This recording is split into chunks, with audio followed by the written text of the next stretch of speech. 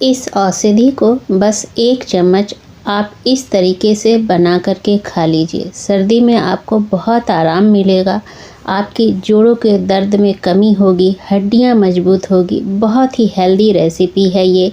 एक तरह से आप कह सकते हैं ये एकदम आयुर्वेदिक औषधि है।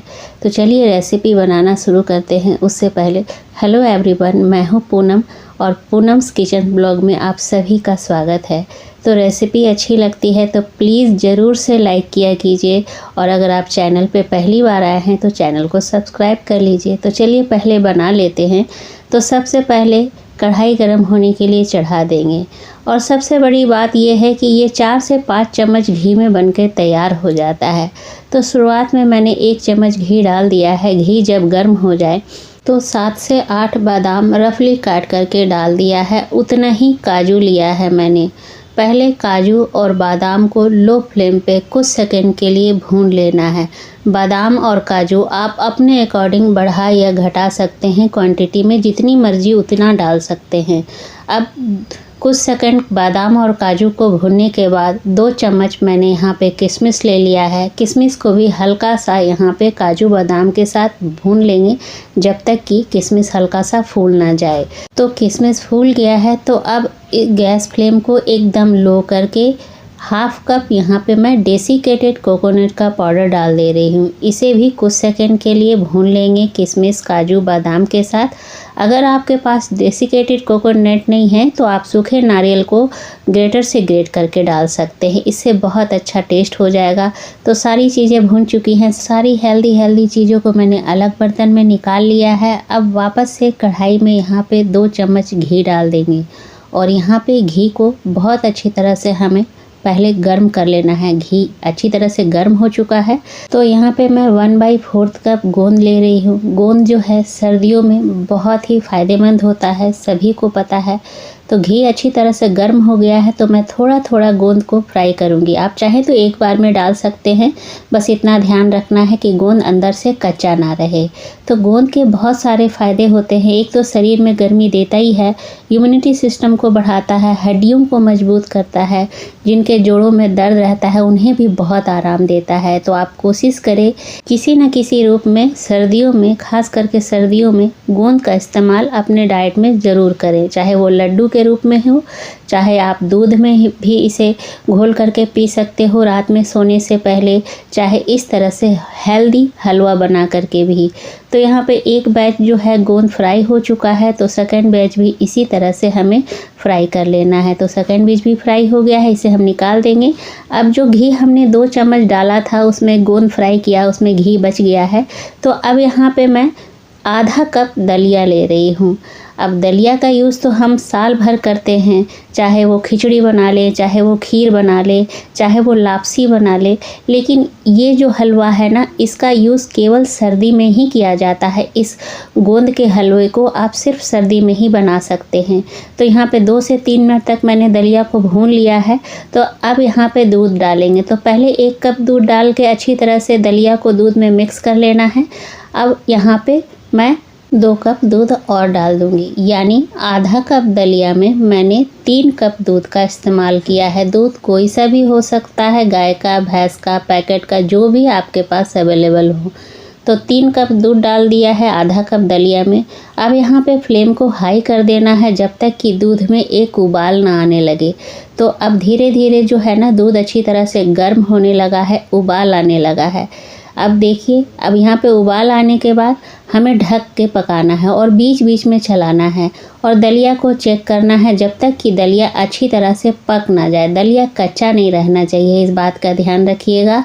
तो यहाँ पे मैंने कम से कम 5-6 मिनट तक दलिया को पकाया है, बीच में 1-2 बार चलाया भी है। तो यहाँ पे एक बार चेक कर लिया जाए, दलिया हाथों से दब जाना चाहिए। आप खा के भी देख सकते हैं। तो मैंने यहाँ पे खाया था, दलिया बिल्कुल पक चुका है, तैयार हो चुका है। तो अब जो यहाँ पे हमने गोंद फ्राई किया था उसको ऐसे ही डाल देंगे। मैं यहाँ पे थोड़ा सा कम मेहनत करना चाह रही थी, इसीलिए दलिया को मैंने गोंद को ऐसे ही डाल दिया। आप चाहे तो हल्का सा क्रश करके भी डाल सकते हैं, लेकिन ऐसे भी डाल देंगे तो कोई बात नहीं। गोंद जो है ना वो दलिया के साथ तुरंत ही जा कर के मेल्ट हो जाएगा। तो आप देख पा रहे होंगे गोंद है मेल्ट होने लगा है। तो यहाँ पे जो शुरुआत में हमने हेल्दी चीज़ें फ्राई की थी, ड्राई फ्रूट, वो डाल देंगे। और मिठास के लिए मैं यहाँ पे 1 कटोरी खजूर इस्तेमाल कर रही हूँ। कोई भी चीनी गुड़ का इस्तेमाल मैं नहीं कर रही हूँ। जब हेल्दी औषधि है तो पूरी तरह से मैं हेल्दी बना रही हूँ। लेकिन अगर आपके पास मान लीजिए खजूर नहीं है तो आप क्या कीजिए, चीनी या गुड़ का इस्तेमाल कर लीजिए, या फिर बेस्ट ऑप्शन होगा ताल मिश्री, जो धागे वाली मिश्री होती है उसका इस्तेमाल कर लीजिए। तो सारी चीज़ों को हमने मिला दिया है। अब 1 चम्मच घी और डाल देंगे। घी डालने के बाद इन सारी चीज़ों को हमें अच्छी तरह से भुनाई करनी है जब तक कि जो हमने खजूर डाला है वो पूरी तरह से मेल्ट ना हो जाए और इसका कलर ना चेंज हो जाए। तो 5-6 मिनट तक हमने चलाया। आप देख पा रहे होंगे खजूर पूरी तरह से मेल्ट हो चुका है और ये जो हलवा है उसका कलर बिल्कुल अच्छा हो गया है, चेंज हो चुका है। तो अब यहाँ पे 1 चम्मच सौंठ डाल देंगे, ताज़ा इलायची कूट करके डाल देंगे, और यहाँ पे जायफल लिया है मैंने, हेज़लनट, इसे हल्का सा ग्रेट करके डाल देंगे। इसके बहुत सारे फ़ायदे हैं। एक तो फ्लेवर आता ही है, पाचन में भी सुधार करता है, अच्छी नींद लाता है, तो इसलिए जायफल ज़रूर डालिएगा। अब इन सारी चीज़ों को हमें अच्छी तरह से मिला करके 3 से 4 मिनट तक और पकाना है, जब तक कि घी जो हमने 4 चम्मच यूज किया है वो ऊपर की ओर ना आ जाए, घी दिखने ना लगे चारों तरफ से घी आपको। तो यहाँ पे आप देख पा रहे होंगे बहुत अच्छी तरह से ये जो गोंद का हलवा है भून के तैयार हो चुका है। तो अब हम क्या करेंगे, इसे 2 मिनट के लिए ढक करके पका लेंगे एकदम लो फ्लेम पे, जब तक कि घी पूरी तरह से ऊपर हमें दिखाई ना देने लगे।